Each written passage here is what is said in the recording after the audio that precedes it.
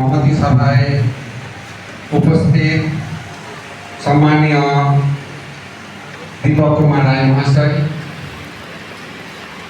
আজকের এই অনুষ্ঠানে উপস্থিত সম্মানীয় সমীর মণ্ডল মহাশয়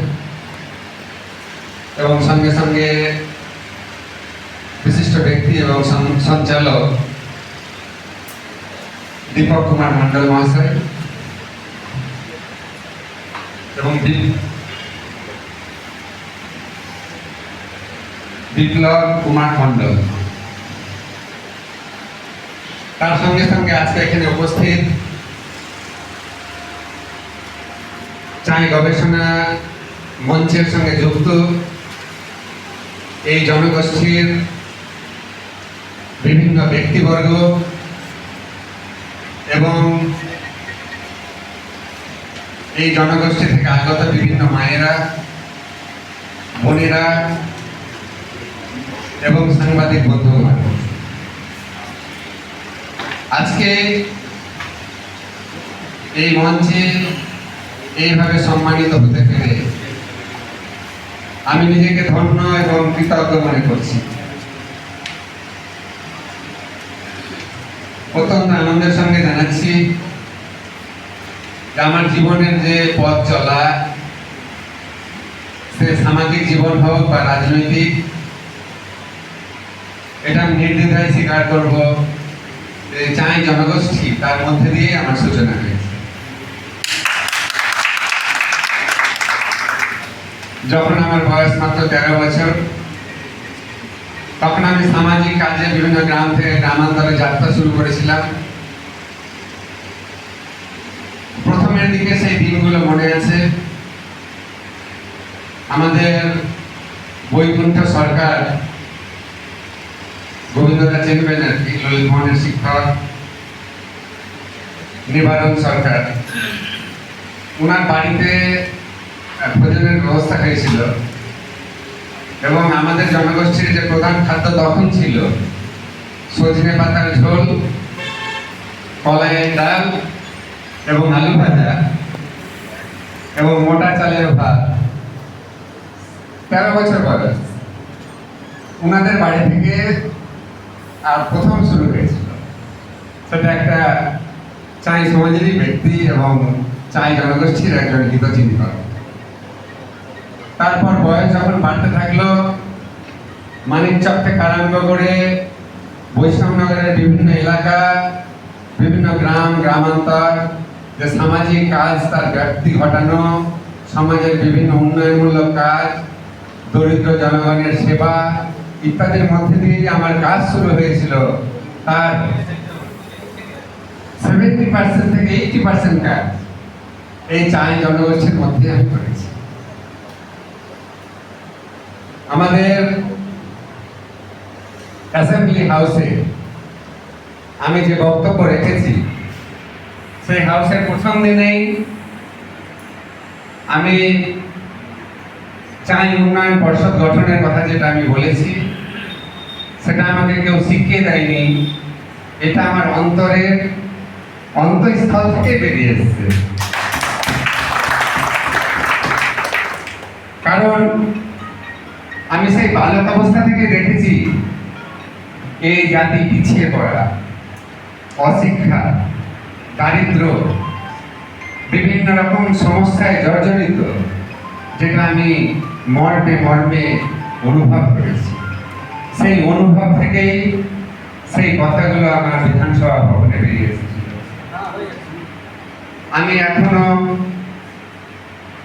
রাজনৈতিকভাবে যখন প্রচারে গিয়েছি, যখন বিভিন্ন গ্রাম থেকে গ্রামান্তরে গিয়েছি, তখন সেই ম্লান মলিন চাই সমাজের মুখগুলো আমার মনে পড়ে, যে তারা কত কষ্টের মধ্যে, কত দুঃখের মধ্যে তারা এগিয়ে চলেছে। তারা আমাদের কৃষিকে ধরে রেখেছে, আমাদের অনেক ক্ষেত্রে শিল্প, কুটির শিল্পগুলোকে ধরে রেখেছে, কিন্তু তারা আজও অশিক্ষা, অস্বাস্থ্যকর পরিস্থিতির মধ্যে বাস করতে বাধ্য হচ্ছে। আমরা সবাই জানি ভারতবর্ষে যখন ইংরেজ শাসন ছিল, তখন ভারতবর্ষের যে ভাষা,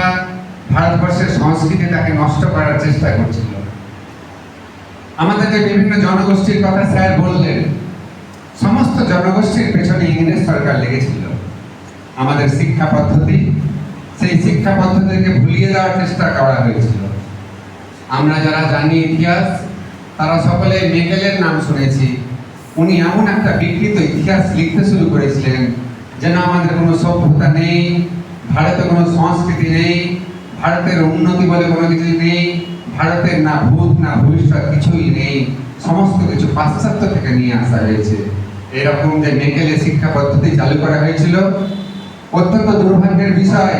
স্যার কিছু উল্লেখ করেছেন, দেশ যখন স্বাধীন হলো, তারপরে দেশের যে শিক্ষা, দেশের সংস্কৃতির, দেশের অর্থনীতির এগিয়ে নিয়ে যাওয়ার দায়িত্ব যাদের কাছে পড়লো, তারা মেকেলে বন্দী ছিল। দেখতে তারা ভারতীয়, আকৃতিতে ভারতীয়, কিন্তু মস্তিষ্কের মধ্যে মেকেলের যে শিক্ষা পদ্ধতি, মিথ্যা ইতিহাস, আর সেটা নিয়েই তারা সবসময় জাগ্রত থাকত। আমাদের স্বাধীনতার দীর্ঘদিন পর যখন রাষ্ট্রবাদী সরকার তৈরি হলো, তখন থেকে এই একটা নতুন যাত্রা শুরু হলো। ভারতবর্ষের যারা বিভিন্ন জনসম্প্রদায় আছে, যারা আদিবাসী আছে, গিরিবাসী আছে, যারা বনবাসী আছে, যারা পিছিয়ে পড়া আছে, তাদের কথা বলতে শুরু করলো। আমরা সবাই জানি, সমস্ত যে জনগোষ্ঠী আছে, সবার উন্নতি যদি না হয়, তাহলে ভারতবর্ষের উন্নতি হতে পারে না। একথা স্বীকার করলো না ভারতবর্ষ। স্বাধীন ভারতবর্ষের পরবর্তী সরকার, বিশেষ করে পশ্চিমবঙ্গ সরকার, সাম্প্রতিককালে আমরা দেখেছি যে বিদেশি যে ভাষা, যেটা আমাদের বাংলার সঙ্গে নারীর যোগাযোগ নেই, উর্দু ভাষা, সেই উর্দু ভাষার বিভিন্ন শব্দ আমাদের বাংলায়, আমাদের বাংলার সংস্কৃতির মধ্যে ঢুকিয়ে দেওয়ার চেষ্টা করা হয়েছে। আমাদের রামধনু যেমন রংধনু হয়ে গেছে, তেমন প্রচুর আরবি, উর্দু শব্দ আমাদের বাংলায় স্থান লাভ করে গেছে। আমাদের এখানে যে শাসক গোষ্ঠী ছিল, তাদের সৌজন্যে এবং তাদের অনুপ্রেরণায় বিভিন্ন বিদেশি যে ভাষা গোষ্ঠী, তাদের উন্নতি হয়েছে। কিন্তু আমরা সবাই জানি, আমরা যদি আমাদের মূলকে ভুলে যাই, আমরা যদি আমাদের শিকড়কে ভুলে যাই, তাহলে কখনো উন্নতি হতে পারে না। আমাদের ভাষা বিজ্ঞানী থেকে আরম্ভ করে গবেষকরা বলছে, মাতৃভাষা মাতৃদুগ্ধের সমান। এই ভাষায় যদি আমরা কথা বলি, এই ভাষায় যদি আমরা সাহিত্য চর্চা করি, এই ভাষায় যদি আমরা সংস্কৃতির চর্চা করি, তাহলে আমরা অতি সহজে হৃদয়ে স্থান পেতে পারি। আমাদের এটা হৃদয়ের ভাষা। ওই জন্য ভাষার সঙ্গে শিক্ষা, ভাষার সঙ্গে সংস্কৃতির একটা নিবিড় মেলবন্ধন রয়েছে। এই নিবিড় মেলবন্ধনকে আবার জাগ্রত করতে হবে। মনে রাখতে হবে, সমস্ত ভাষা যেগুলো অবহেলিত রয়েছে, তার উন্নতি ঘটানো দরকার আছে। সমস্ত জনগোষ্ঠী তারা যেন পৃথিবীতে বেঁচে থাকে, তার ব্যবস্থা করতে হবে। আমরা দেখেছি, একটা ফুলের বাগানে যদি এক প্রকার গাছ থাকে এবং এক প্রকার ফুল থাকে, তবে সেই বাগানকে দেখতে ভালো লাগে না। আমরা যখন বাগিচায় বিভিন্ন ফুল, বিভিন্ন ফল, বিভিন্ন গাছ থাকবে, তখন তার সৌন্দর্যই আলাদা হবে। নানা ভাষা, নানা মত, নানা পরিধান, বিবিধের মাঝে দেখো মিলনময়। অর্থাৎ এই যে বিবিধতা, এই যে বৈচিত্র্য, এবং এই বৈচিত্র্যের মধ্যে যে ঐক্য, সেই ঐক্য দরকার আছে। আমাদের সংস্কৃত ভাষা, আমাদের হিন্দু সংস্কৃতি, এই সারা ভারতবর্ষ হচ্ছে আমাদের মাতা। এটা হচ্ছে আমাদের ঐক্যের একটা ধারণা। এর মধ্যে দিয়ে আমরা সারা ভারতবর্ষ আজকে ঐক্যবদ্ধ হয়ে আছি। আমাদের ভাষা আলাদা থাকতে পারে, আমাদের খান পান আলাদা থাকতে পারে, আমাদের আর মনের ভাব পোশাক আলাদা হতে পারে, কিন্তু আমরা সবাই ভারতীয়। আমরা সবাই ভারত মা যেন উন্নত হয়, তার জন্য চেষ্টা করছি। আমরা সবাই সংস্কৃত ভাষাকে শ্রদ্ধা করছি। যে ভাষা থেকে আমাদের বিভিন্ন ভাষা তৈরি হয়েছে, তাকে আমরা মান্যতা দিচ্ছি। আমাদের এখানে যে সমস্ত মহাপুরুষ রয়েছে, তাদের আমরা শ্রদ্ধা করছি, সম্মান করছি। এইভাবে তো আমরা এগিয়ে চলছি। তার জন্য বিগত সরকারের যে চক্রান্ত, বিভিন্ন জাতি গোষ্ঠীকে বিলুপ্ত করে দাও, আমাদের সংস্কৃতিকে ভুলিয়ে দাও, আমাদের ঐতিহ্যকে ভুলিয়ে দাও, এখান থেকে আমাদের বেরিয়ে আসতে হবে।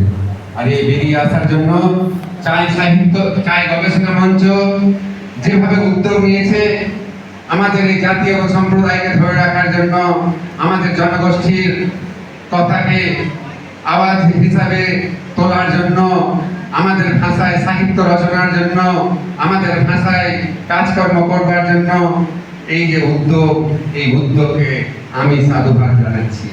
এবং এই মঞ্চ থেকে আবার কথা দিচ্ছি যে চায় জনগোষ্ঠীর উন্নতির জন্য যদি কিছু করতে হয় তাহলে আমাকে বলবেন, আমি অন্তরস্থল থেকে বলছি